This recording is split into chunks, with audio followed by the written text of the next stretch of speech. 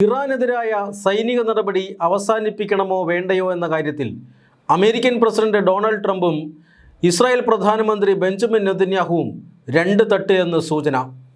ഇസ്രായേലും അമേരിക്കയും സംയുക്തമായിട്ടാണ് ഈ കഴിഞ്ഞ ഫെബ്രുവരി 28-ന് ഇറാനുമേൽ ആക്രമണം ആരംഭിച്ചത്.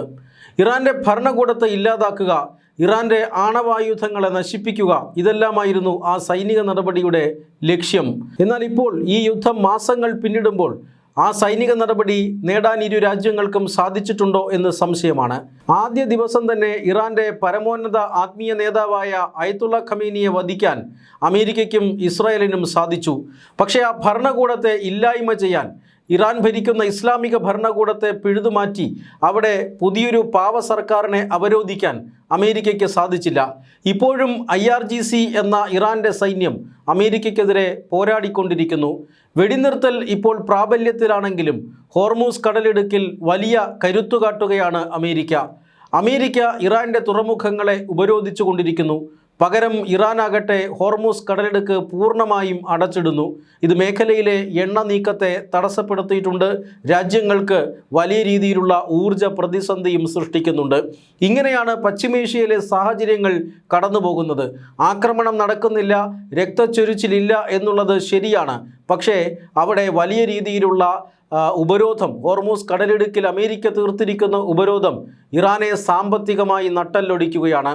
ഇറാൻ്റെ ഏറ്റവും പ്രധാനപ്പെട്ട വരുമാന മാർഗമായ എണ്ണ കയറ്റുമതി പൂർണ്ണമായും അമേരിക്ക തടഞ്ഞിരിക്കുന്നു.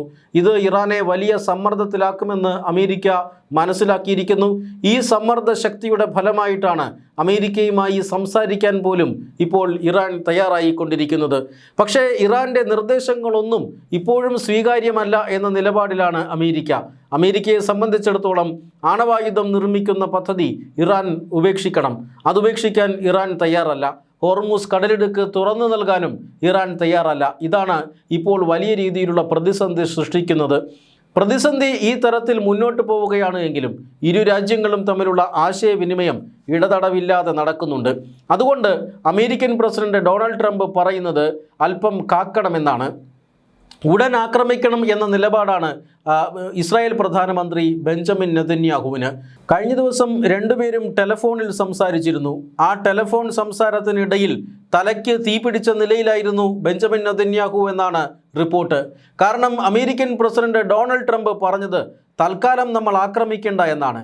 കഴിഞ്ഞ 2 ദിവസത്തിന് മുമ്പ് ഇറാനെ ആക്രമിക്കാൻ എല്ലാ തയ്യാറെടുപ്പുകളും അമേരിക്കയും ഇസ്രായേലും നടത്തിയിരുന്നു. എന്നാൽ രാഖിരാമാനം അമേരിക്ക തീരുമാനം മാറ്റി. ആ തീരുമാനം മാറ്റിയതിന് പിന്നിൽ സൗദി അറേബ്യയും ഖത്തറും അതുപോലെ തന്നെ UAE-യുമാണ് എന്ന് അമേരിക്ക അറിയിച്ചിരുന്നു. ഖത്തറും പാകിസ്ഥാനും കൂടി ചേർന്ന് ഈ അമേരിക്കയും അതുപോലെ തന്നെ ഇറാനും തമ്മിൽ ഒപ്പിട്ട് യുദ്ധം അവസാനിപ്പിക്കാനുള്ള രേഖ തയ്യാറാക്കി വരികയാണ്, സമാധാന ഉടമ്പടി തയ്യാറാക്കി വരികയാണ് എന്നാണ് ഡൊണാൾഡ് ട്രംപ് നെതന്യാഹുവിനോട് പറഞ്ഞത്. അതുകൊണ്ട് തന്നെ അങ്ങനെ ഒരു സമാധാന ഉടമ്പടിയിലേക്ക് എത്തിച്ചേരാൻ കഴിഞ്ഞാൽ താൽക്കാലികമായി നമുക്ക് യുദ്ധം അവസാനിപ്പിക്കാൻ കഴിയും. ആ ഉടമ്പടി നിലവിൽ വന്ന് വീണ്ടും 1 മാസം സമാധാന ചർച്ചകൾക്കായി ലഭിക്കും. ആ സമയത്ത് ആണവായുധത്തെക്കുറിച്ചും ഹോർമൂസ് കടലിടുക്ക് തുറക്കുന്നതിനെക്കുറിച്ചുമൊക്കെ ചർച്ച ചെയ്യാം എന്നാണ് അമേരിക്കയുടെ നിലപാട്. അമേരിക്കയെ സംബന്ധിച്ചിടത്തോളം ഇപ്പോൾ യുദ്ധത്തിനായി അധികം പണം ചെലവഴിക്കാൻ കഴിയില്ല. അതുകൊണ്ട് തന്നെ ആക്രമണങ്ങൾ നിർത്തിവെച്ചുകൊണ്ട് ഹോർമൂസ് കടലിടുക്കിലെ ഉപരോധം കൊണ്ട് ഇറാനെ ഇനിയും സമ്മർദ്ദത്തിലാക്കാമെന്ന് അമേരിക്ക കണക്ക് കൂട്ടുന്നു.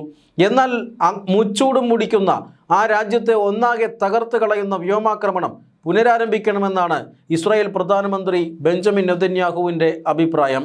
ഇറാൻ്റെ സേനയുടെ എല്ലാവിധ ശക്തിയെയും ഇല്ലായ്മ ചെയ്യുന്ന തരത്തിലുള്ള ആക്രമണം നടത്തണം. ഭരണകൂടത്തെ നിയന്ത്രിക്കുന്ന തരത്തിലുള്ള ആക്രമണം നടത്തണം. ആ ആക്രമണം പുനരാരംഭിക്കാൻ കഴിഞ്ഞാൽ മാത്രമേ ഇറാനെ സമ്മർദ്ദത്തിലാക്കാൻ കഴിയൂവെന്ന് ബെഞ്ചമിൻ നെതന്യാഹു വിശ്വസിക്കുന്നു. എന്നാൽ ഉടൻ യുദ്ധത്തിനില്ല എന്ന് അമേരിക്ക തുറന്നു പറഞ്ഞതോടുകൂടി ബെഞ്ചമിൻ നെതന്യാഹു തലയ്ക്ക് തീപിടിച്ച അവസ്ഥയിലായി എന്ന് അവിടെയുണ്ടായിരുന്ന നയതന്ത്ര ഉദ്യോഗസ്ഥർ വെളിപ്പെടുത്തുന്നു. ഈ രീതിയിൽ അമേരിക്കയും ഇസ്രായേലും തമ്മിലുള്ള അന്തരം ഇപ്പോൾ വ്യാപകമായി വർദ്ധിച്ചു വരികയാണ്. അമേരിക്കയും അതുപോലെ തന്നെ ഇസ്രായേലും കഴിഞ്ഞ കുറേ വർഷങ്ങളായി മികച്ച സൈനിക പങ്കാളികളാണ്. ലോകമെമ്പാടും ആയുധ കയറ്റുമതി അമേരിക്ക ചെയ്യുമ്പോൾ ഇസ്രായേലിന് ആയുധങ്ങൾ സൗജന്യമായിട്ടാണ് നൽകുന്നത്. ഇസ്രായേൽ എന്ന രാജ്യത്തിൻ്റെ നിലനിൽപ്പ് തന്നെ അമേരിക്കൻ സഹായം കൊണ്ടായിരുന്നു എന്ന ഒരു കാലഘട്ടമുണ്ടായിരുന്നു.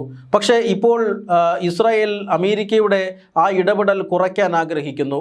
അമേരിക്കയുടെ സഹായം ഘട്ടം ഘട്ടമായി കുറച്ചു കൊണ്ടുവരുമെന്നും അമേരിക്കയുമായിട്ടുള്ള സൈനിക സഹകരണം ഇല്ലാതാക്കുന്ന ഒരു ദിവസം വരുമെന്നും കഴിഞ്ഞ ഏതാനും ദിവസങ്ങൾക്ക് മുമ്പാണ് ഇസ്രായേൽ പ്രധാനമന്ത്രി ബെഞ്ചമിൻ നെതന്യാഹു പറഞ്ഞത്.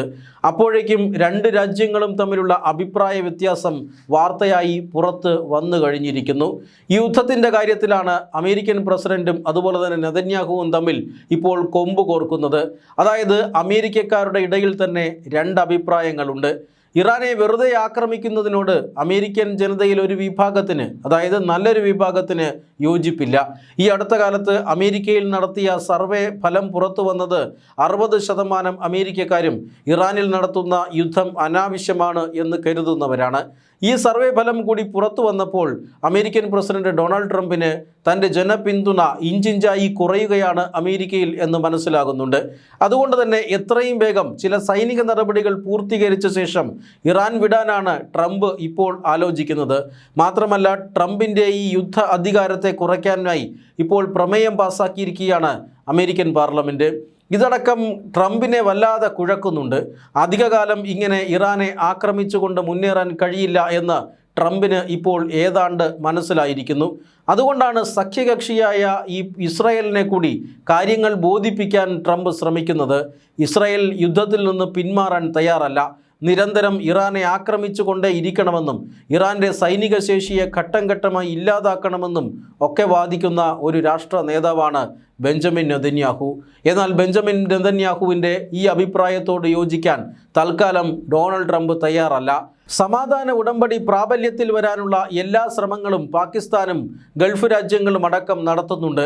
അതുകൊണ്ടാണ് അവർ ഇപ്പോൾ ആക്രമണം നടത്തരുത് എന്ന അഭ്യർത്ഥന അമേരിക്കയ്ക്ക് മുന്നിൽ വച്ചിരിക്കുന്നത്. അങ്ങനെ ഒരു സമാധാന ഉടമ്പടി ഈ പറയുന്ന സമയത്തിനുള്ളിൽ ഉണ്ടാക്കാൻ കഴിഞ്ഞാൽ അതൊരു മഹത്തായ വിജയമായിരിക്കും. അങ്ങനെയൊരു സമാധാന ഉടമ്പടി ഉണ്ടായില്ലെങ്കിൽ മാത്രം താൻ ആക്രമണം നടത്താം എന്നാണ് ഇപ്പോൾ ഡൊണാൾഡ് ട്രംപ് ഇസ്രായേലിനോട് പറഞ്ഞിരിക്കുന്നത്. അതുകൊണ്ട് തന്നെ അമേരിക്ക തൽക്കാലം ആക്രമണത്തിനൊരുങ്ങില്ലെന്നാണ് സൂചന. ഈ കഴിഞ്ഞ ദിവസങ്ങളിൽ UAEയുടെ ആണവ നിലയങ്ങൾക്ക് നേരെ ഇറാൻ നടത്തിയ ആക്രമണം അമേരിക്കയെ വല്ലാതെ ചൊടിപ്പിച്ചിരുന്നു. അന്ന് ആ നിമിഷം അമേരിക്ക പൊട്ടിത്തെറിക്കുന്നതാണ് നമ്മൾ കണ്ടത്. ഇറാനെ ഉടൻ ആക്രമിച്ച് കീഴടക്കുമെന്നും തൻ്റെ സൈന്യം അതിനായി തയ്യാറായിക്കൊണ്ടിരിക്കുകയാണെന്നുമാണ് അന്ന് ട്രംപ് പറഞ്ഞത്. എന്നാൽ നേരം ഇരുട്ടി വെളുത്തപ്പോൾ താൻ ആക്രമിക്കുന്ന ആ ഒരു പദ്ധതി അത് മാറ്റിവെച്ചിരിക്കുകയാണ് എന്ന് ലോകത്തെ അറിയിക്കുകയായിരുന്നു ട്രംപ്. എന്തായാലും ഇറാൻ യുദ്ധത്തിൻ്റെ കാര്യത്തിൽ അമേരിക്കയും ഇസ്രായേലും ഇപ്പോൾ രണ്ട് ധ്രുവങ്ങളിലാണ്. ഇസ്രായേൽ എത്രയും വേഗം സൈനിക നടപടി പൂർത്തീകരിച്ച് മടങ്ങാൻ ആഗ്രഹിക്കുമ്പോൾ ഈ അമേരിക്ക സൈനിക നടപടി പരമാവധി കുറയ്ക്കുകയും മറ്റ് സമ്മർദ്ദ തലങ്ങളിലേക്ക് ഇറാനെ എത്തിക്കാനുമാണ് ഇപ്പോൾ ശ്രമിക്കുന്നത്. അമേരിക്കയും ഇസ്രായേലും ഏതാണ്ട് ഇറാൻ്റെ സൈനിക ശക്തിയെ തകർത്ത് കഴിഞ്ഞിരിക്കുന്നു. ഇനി ഇറാന് ഉയർത്തെഴുന്നേൽക്കണമെങ്കിൽ ചെറിയ സമയമൊന്നും പോരാ.